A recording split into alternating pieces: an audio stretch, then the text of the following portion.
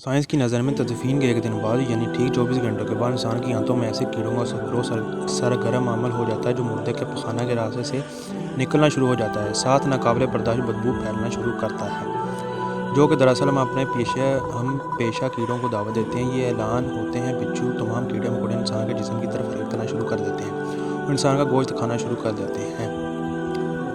تدفین کے 3 دن بعد سب سے پہلے ناک کی حالت تبدیل ہونا شروع ہو جاتی ہے، 6 دن بعد ناخن گرنا شروع ہو جاتے ہیں، 9 دن کے بعد بال گرنا شروع ہو جاتے ہیں۔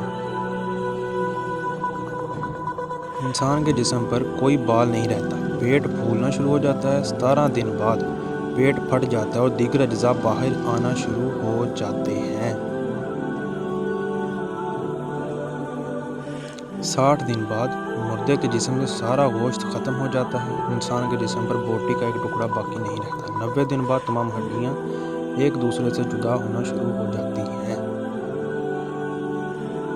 1 سال بعد ہڈیاں بوسیدہ ہو جاتی ہیں اور بالآخر جس انسان کو دفنایا گیا تھا اس کا وجود ختم ہو جاتا ہے۔